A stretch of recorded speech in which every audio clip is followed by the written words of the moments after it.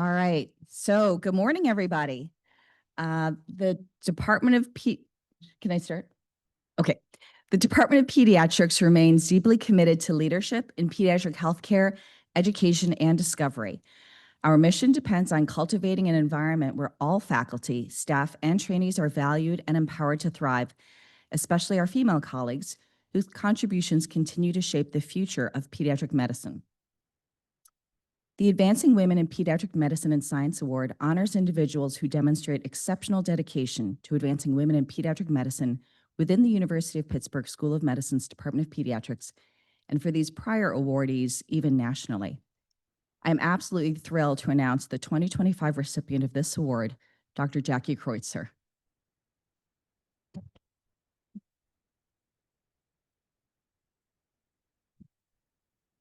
Dr. Kreutzer is a rare and extraordinary presence in academic medicine, a true triple threat whose brilliance as a researcher, precision as a clinician, and passion as an educator have set her apart as a leader and role model in pediatric cardiology.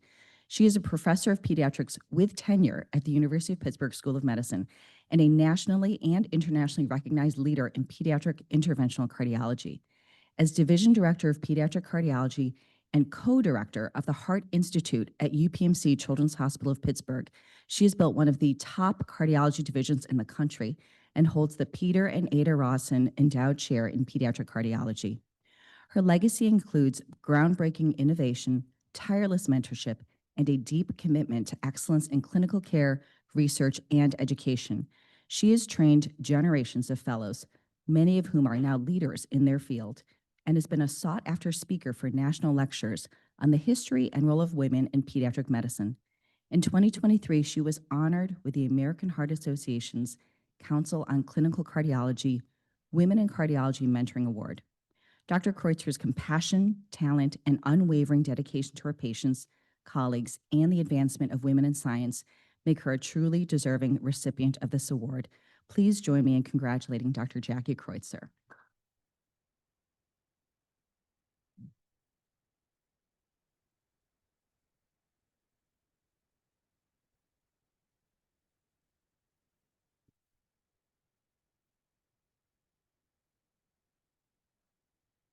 Take a picture.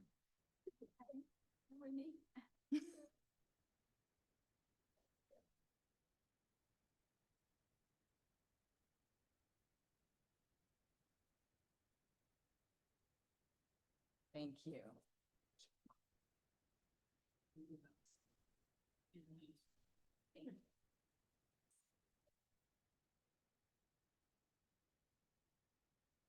Kelly, good morning, everyone. Thank you. Welcome to Pediatric Grand Rounds. It's just a pleasure this morning to introduce our speaker, Dr. Brad Johnson, who is going to give our Grand Rounds presentation. And I just want to say a few words about Dr. Johnson and his accomplishments. Dr. Johnson is a clinical psychologist and nationally recognized expert on mentorship, leadership, and professional ethics. He is the co-founder of WorkplaceAllies.com and has made numerous durable contributions in advancing an understanding of mentoring and allyship in both academic medicine and psychology. For 30 years, he served sailors and Marines in the U.S. Navy, both as a commissioned officer as well as a tenured full professor in the Department of Leadership, Ethics, and Law at the U.S. Naval Academy. His clinical service experience included assignments at Bethesda Naval Hospital and the medical clinic at Pearl Harbor. That would have been a fun posting, I would imagine. He there directed the psychology division. And in parallel with this, he served for 20 years on the clinical faculty at Johns Hopkins University, where he was honored with a Faculty Teaching Award of Excellence. Dr. Johnson is one of the foremost voices on mentorship in higher education and healthcare. He has published more than 140 journal articles and book chapters, and he is the author or co-author of 14 books. His recent works include On Being a Mentor, a guide for higher education faculty, The Elements of Mentoring, Athena Rising, How and Why Men Should Mentor Women, and Good Guys, How Men Can Become Better Allies for Women in the Workplace. His scholarship has shaped thinking about mentoring across generations, forming inclusive cultures, and fostering gender equity. Dr. Johnson has been recognized by many awards and honors, has received Distinguished Mentor Awards from the National Institute of Health and the American Psychological Association, the APA. He is a fellow of the APA and has served as chair of the APA Ethics Committee and president of the Society for Military Psychology. Beyond his prolific scholarship, Dr. Johnson is a popular speaker and consultant on mentorship, allyship, and leadership development. Now, before I turn to Dr. Johnson, I want to remind you that a week from today, on Thursday, September 25th, we're hosting our Women in Science Symposium. It will be right here in the Dively Auditorium. It will be held from noon to 5, and please come. Be an ally. Here's some great science, and I promise you, you will. And so now it gives me a great pleasure to welcome Dr. Brad Johnson to UPMC Children's Hospital. Dr. Johnson.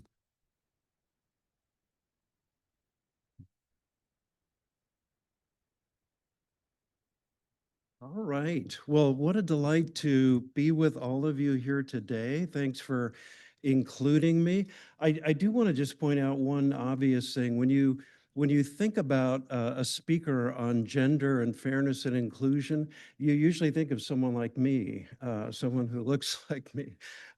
I do want to promise that I'm not going to mansplain for the next 45 minutes what women need in the workplace. Want to give you some context. All of the research that my co-author and I do, sociologist David Smith at Johns Hopkins, involve interviewing women. We interview women, very behavioral interviews, and ask them, what does it look like for you when a male shows up as somebody you would describe as an ally, a mentor, sponsor? Can you give us examples? Can you give us illustrations? What does he actually do that really moves the needle for you? We aggregate all of that and really want to give it away to men to think about how we can be better colleagues, allies, collaborators in the workplace. You know pediatrics well. I just want to offer a bit of setting evidence for representation data and how women are experiencing the workplace when it comes to pediatrics broadly. One of the things you notice here is something that you see in every specialty, and that is a steady decline in representation of women across the career span. Certainly a decline in representation in leadership, which is interesting given that this is predominantly a female subspecialty. In terms of experiences, the experiences of women in the workplace in pediatrics are not all that different than we see in other specialties. There are hurdles, there are headwinds. We could spend a whole hour just talking about what some of those might be. One of the things I want to point out to you in this study, which I think gets us to why we're here today talking about allyship, is the data at the bottom on harassment, experience of harassment. Here's what stood out for me. 0 men in this study reported harassment in the workplace. One of the things that I note is I find it very unlikely there aren't men present when harassment occurs. When bias rears its head in the workplace, I think there are often men in the room. And so one question we have is, why don't men become unstuck and say something, do something? That'll be part of the conversation today. If you're wondering about why men, why are we talking about men in the context of gender fairness? This is just one large study that I think gets us to a bit of the why. Boston Consulting Group a number of years ago, going out across lots of different companies, asking thousands of women this question, among others: is your organization making real progress on gender diversity and inclusion of women? What you see here is the strongest predictor of whether women say yes or no to that question is whether or not they see men actively engaging in gender fairness behavior. When that's the case, 96% of women say, yep, my organization gets it, we're moving forward, versus only 30% if they just don't see men engaging. So men need to be at the table. how we're at the table matters. And this slide for me represents what allyship does not look like. This is, maybe men getting together in some sort of siloed way, thinking about what are we going to do for women. Really the wrong optic. Everything you're going to hear from me is about collaboration, partnership. How do we go there together? How do we learn from each other? How do we come alongside? I think if we're not doing that, we're probably getting it wrong. So I want to give you just a sense in all the research Dave Smith and I have done on what great allyship for gender fairness looks like. We really find three big buckets of ally behaviors, and I'll just offer them very quickly, and we're going to go through some of the best of today. Number one, the interpersonal. How do you show up interpersonally in relationships across gender? This is just holding yourself accountable. This is really kind of the easy part of allyship. What do you like in terms of relationships and friendships and mentoring? The harder part is when we get to public. Now I got to hold others accountable. I got to be willing to disrupt bias and sexism in real time. This is putting some skin in the game. This gets harder, provokes some anxiety. You find people struggling a little bit here. And then finally, structural. When do I start moving beyond just the one-off ally behaviors in relationship and getting to bigger picture changes? What are things here at Children's Hospital that are structural and policy-based and are making it unfair for one group, maybe women? And how do I begin to think about advocating for change there? If you think about motivations for allyship, I'm going to be talking about it from a gender angle today, but I really think if you can master some of these cross-gender ally behaviors, you can map these to any underrepresented group. So these are kind of gateway ally behaviors. I think women in the room, because women dominate in pediatrics, you can be thinking about, well, how do I map some of these behaviors to women with intersectional identities or other minoritized cultural experiences? So how do I show up this way? Motivations. I hear everything. Business case. It's good for the organization. We become more productive. We retain people. People like coming here when we're better in this space. How about the moral case? It's just the right thing to do. I hear a lot of men talking about personal, motivations for this. There are women I care about in my personal life or at work, and I don't want them to experience this stuff. I find it's unacceptable, so I push back. And then there's increasingly men who will say, this is just part of my leadership brand. I show up as an inclusive leader. And let me just share with you some data Dave and I are tracking over the last decade or so, looking at men that are getting promoted to C-suite jobs, both in medicine and in the corporate world. There's been a sea change. And what I can tell you is what worked for your father or your grandfather in leadership probably won't work for you anymore. You see a suite of behaviors here that I would describe as just broadly under the umbrella of EQ, emotional intelligence. More and more, these are the folks that are getting promoted. Why?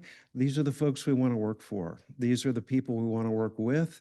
I've got a bias for inclusion. I have curiosity, humility, empathy. This is how people are showing up increasingly. We'd like to see more of this. Interestingly, women have been doing more of this forever. Men are sort of catching up, recognizing that this leadership approach is quite effective. I don't know if any of you have ever wondered what can keep us on the sidelines. When Dave and I started doing this research for our first book, Athena Rising, we found so many reasons why men don't engage. Why, for example, they won't mentor women. They feel uncomfortable.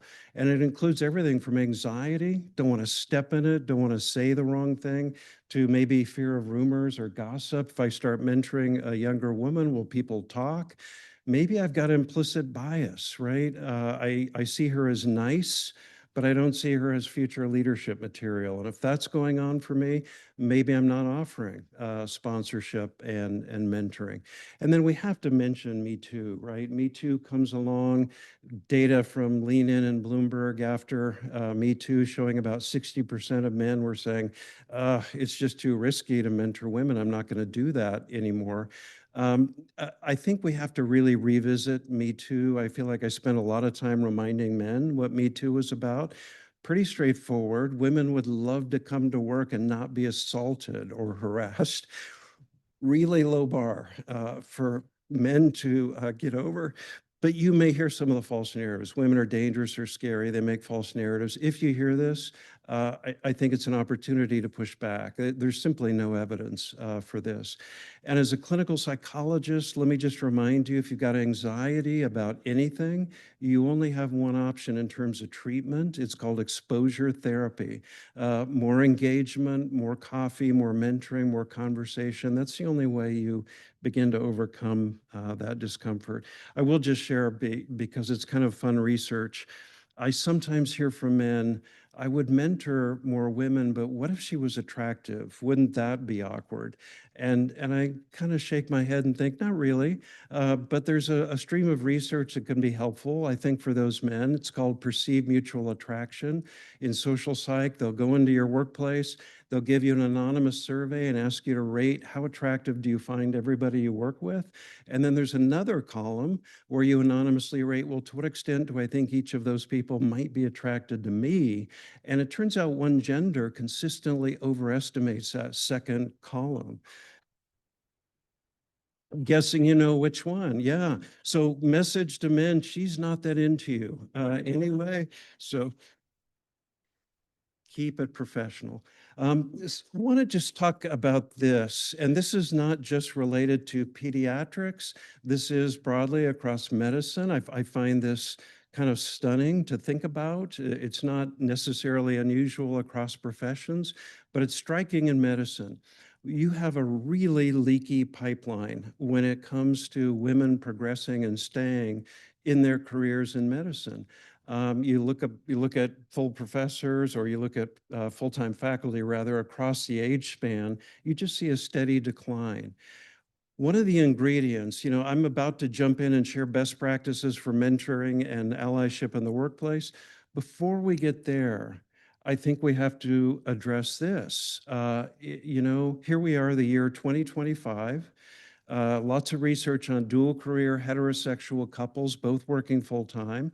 The evidence shows she, by and large, is doing double the amount of unpaid domestic labor, childcare at work, or I'm sorry, at home. One thing ought to be crystal clear to us. We are never going to close the gender gap until men start leaning in here, right? If you happen to identify as a male today, I've got a really difficult assignment for you. If you're partnered with a woman, go home today and do what I call a domestic audit, meaning ask, hey, am I really showing up in all the ways required to run our lives outside of work? And when you get feedback, don't get defensive. Just start thinking about, all right, how am I going to up my game? And I'm not just talking about housework and childcare. I'm talking about all the hidden cognitive emotional labor that goes into running your life, keeping lists, planning events. How much of that are you sharing in? When men lean in like this at home as egalitarian partners, we find ripple effects in their children. So daughters who see fathers showing up this way are more likely to go into non-traditional professions and persist in those professions. They are more likely to expect egalitarian behavior from their own partners down the road. Young men who see fathers showing up this way show up with egalitarian expectations at work. They tend to be more ready to be allies and partners in the workplace.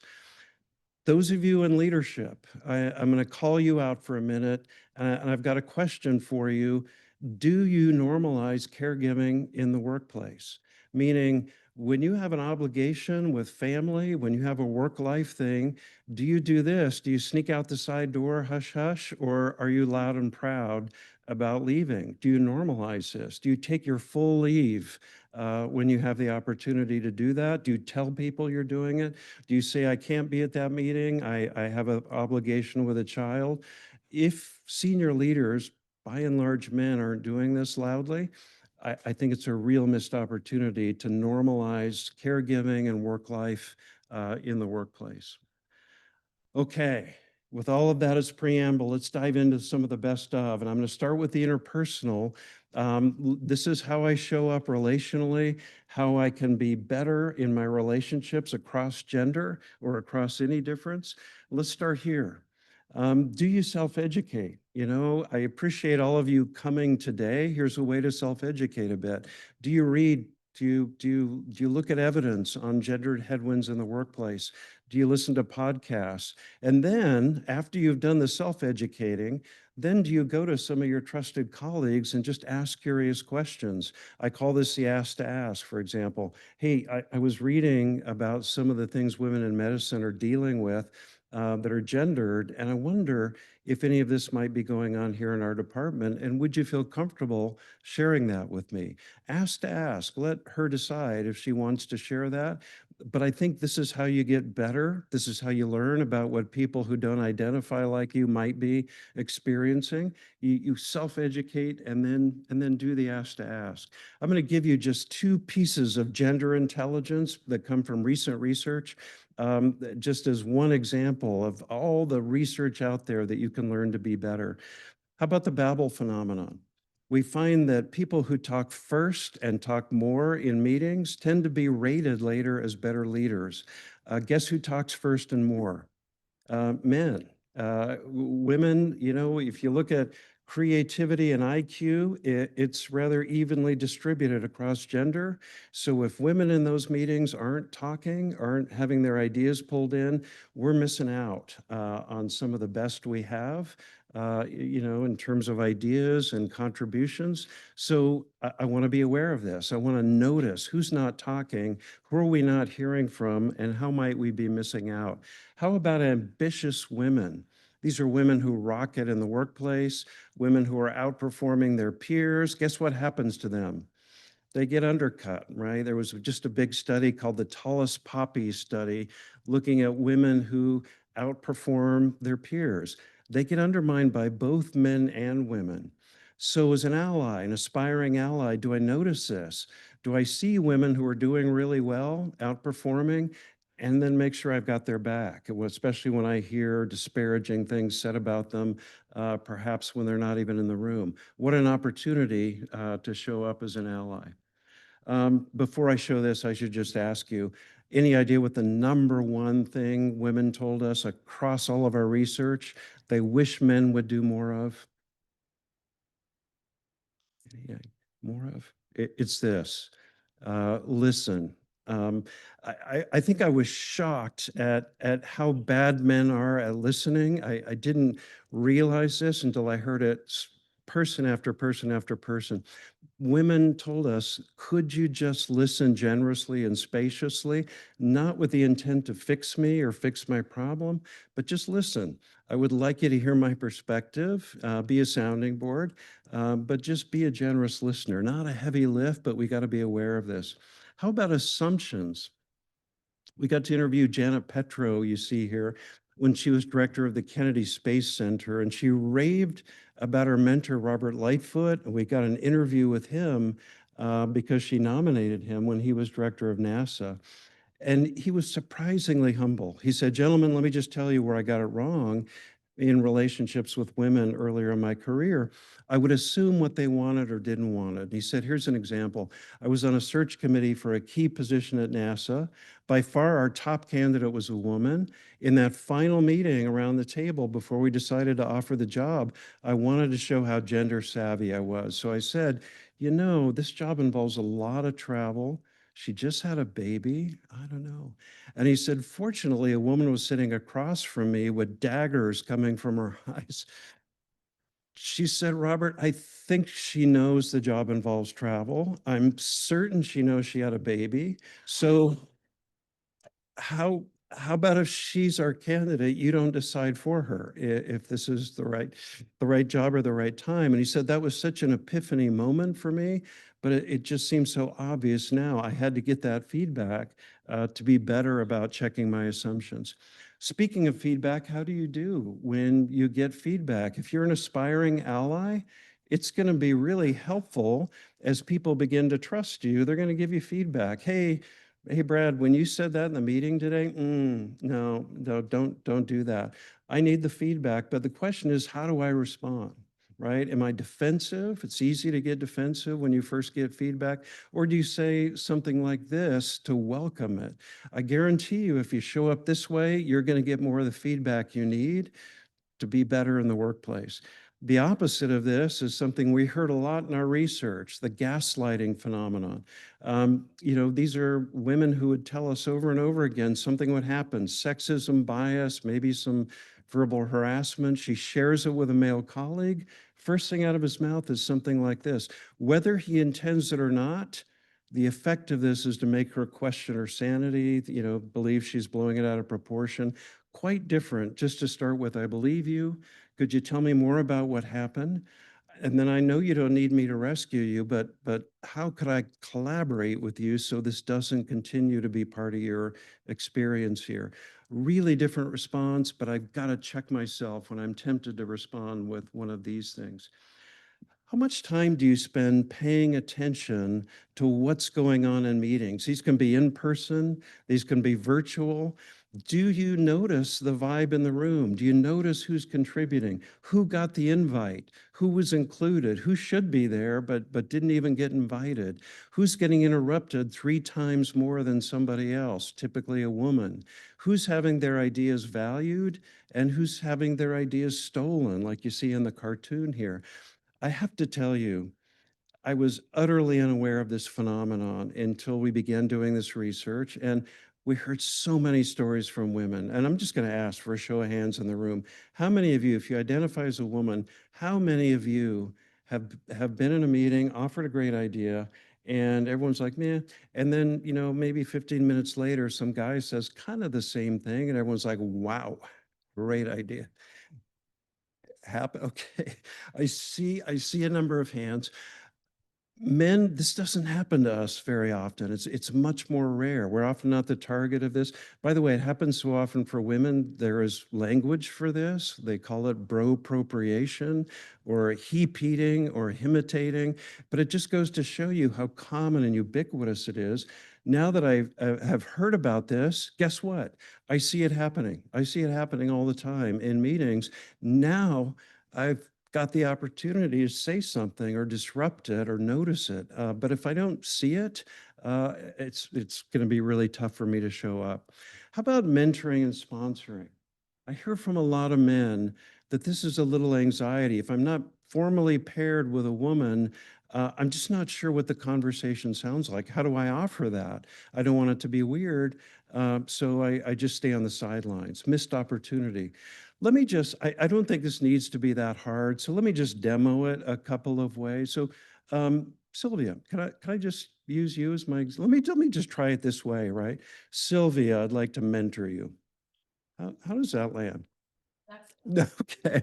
I mean, number one, never use your creepy voice. But number two, poor Sylvia, she's got no context, right? Like, what are you talking about? Where did that come from?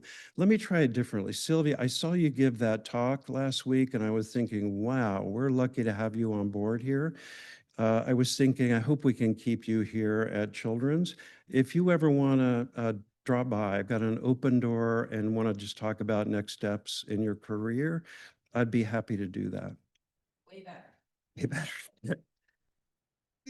You did see that I was able to sneak in a little bit of affirmation there, right? And I think that can be such a powerful way to begin these conversations. I don't know what the culture is like here at Pittsburgh Children's Hospital, but I think one question I've got is, do you wait on the sidelines to be formally paired with somebody as a mentor? Or do you just, as a part of who you are in your leader brand, show up as what I would describe as a mentor of the moment? Meaning, it's just kind of who I am. I'm walking down the hallway. I go to a meeting and I linger after for a few minutes just to check in, especially with people who might be junior, and ask them curious questions. Tell them I really like what they're working on. Make sure I'm offering some affirmation whenever I can do that. Some of these mentor of the moment conversation starters are really not that hard, but boy, they go miles in terms of making your junior faculty staff feel noticed, feel seen, feel like they matter. I can simply show up with this as sort of a leadership brand, this mentor of the moment behavior. I guarantee you, if you do a lot of this, these people will come back to you, right? And this is how informal developmental relationships begin. You show interest, you do some affirmation, these people are going to follow up with you. If you don't do this, I think they can be reluctant to feel it's okay. One last mentoring piece. This is something that I really am drawn to. There's a stream of research in psychology called the Michelangelo phenomenon. It's based on the evidence, apparently, that Michelangelo, as a sculptor, was very humble. When one of his sculptures was finished, like David or Madonna, he would express surprise. I was surprised as everybody else. I had no idea what was inside that block of stone. I see my job as a sculptor as just removing all the detritus on the outside so this ideal form that's already in there can emerge. It turns out that in romantic relationships, the best partners do this for each other. I do the discernment. I do the generous listening. I try and figure out what my partner's ideal self is, what their ideal career track might be, and then I start affirming it and then open doors. Let's figure out how we can get you to do that. I think the best mentors do the same thing. I don't want to clone my mentee in my image, and it's easy to do that across gender. Assume that you want to be just like me, follow the same career trajectory.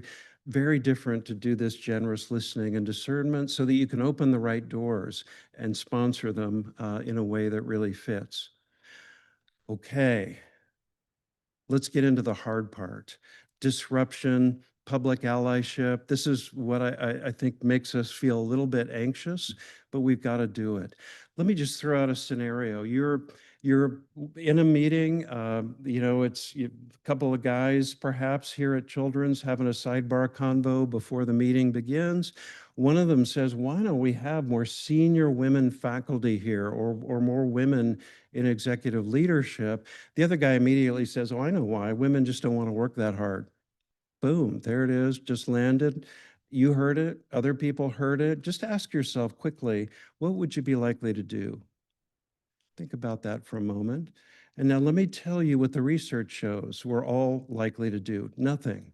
Something called the bystander effect is incredibly powerful. Within about 3 seconds, something called bystander paralysis is likely to set in, meaning after that, I felt uncomfortable, but I'm unlikely after that to do anything. I'll think about it later. I'll kick myself. Oh, I should have said, blank, but the moment is gone. That comment affected everybody who heard it. It affects the culture of the team, the organization, but the moment was missed, right? So I've got a 2-second rule for you. You need to disrupt within 2 seconds to stop paralysis. If you're not sure what to say, which is really common, you're in good company, how about just saying, ouch? Right? I love the ouch technique. It buys you, it's awkward. It buys you a few seconds. Everyone in the room is going to look at you, and now you can be thinking about, well, what do I want to say about what wasn't okay there, right? But I need to. But first, I got to disrupt. Are you willing to practice this with me? Okay, I've got a colleague, Ben. Ben, are you willing just to chat for a minute? Yeah, yeah. All right, all right. So if you hear something in our convo that doesn't land with you, I should hear some loud ouching in the room here. Okay. Hey, Ben, dude, I was in the meeting the other day. That new faculty member you hired, Shonda, I think her name is. Wow, she gave an amazing presentation. She is incredible. I don't know if you're mentoring her at all, but one thing she could do more is smile I'd like to see more. Good. I was thinking somebody that talented, it would be great to get over on my side of my research team. Now, we do a lot of international travel. Is she married? Does she have children? Oh, good, good. Yeah, okay. But I mean, just between me, bro, she's easy on the eyes, right? I mean, okay.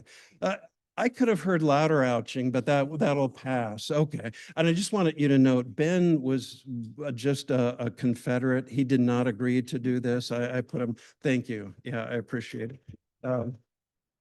Okay. So we talk about disruption. Now, what often follows, if I have the courage to disrupt, then do you hear this too often? Hey, there are women in the room. Do you hear that? For me, that's not real allyship. You got to own it. And I think you need to have some own it statements queued up. It's not okay to blame your discomfort on a minoritized person sitting in the room. You need to own it. Hey, we don't do that here at Children's. I didn't find that funny. That sounds like a stereotype. You need to be ready, have some of these queued up, and be ready after your disruption to go ahead and deploy these. Here's some other just, a micro. I think often when people think about disrupting, they think I've got to go DEFCON 6 and get aggressive and, make it a real issue. Sometimes you can do this very deftly. So how about when she's being interrupted frequently? How do you do this? Well, first of all, I might go to her and say, hey, I'm noticing that you're getting interrupted. Would it be okay if I collaborate during the meeting to just, begin to disrupt that? So I would do that first. When it happens, then I might say something like, well, hold up there, Bob. I'd really like her to finish her thought. She's on to something important. I can amplify what she's saying, and I can make it clear that she didn't get to finish. How about the bropropriation? So easy to simply say, I'm a little confused. Ask a Socratic question. I'm a little confused. How's that different than what Tanya said, 15 minutes ago? Or hey, Bob, I'm really glad you liked Tanya's idea, right? Just get it attributed back to the person who offered the terrific idea to begin with. How about just amplifying her contribution the minute she offers it, right? Don't wait for the interruption or the appropriation. Just say, hey, terrific idea. I think we ought to make that a to-do, an action item. Let's run with that because it's a great idea. If you do that right away, it's very unlikely that idea will be taken somehow. Let me just tell you, if you start doing a lot of these public things that I'm describing, people are going to ask you, hey, what's your thing? Why are you so into this gender thing? Or why are you disrupting so much? What's this about? You need to be ready with your why. You need to be ready to share. Why am I doing this? Why does it matter to me? I find it most powerful when you can start with your personal why. In my case, I've got one sibling. Shannon followed me into the Navy as a clinical psych and an officer. I only served for 4 years on active duty. She served 30.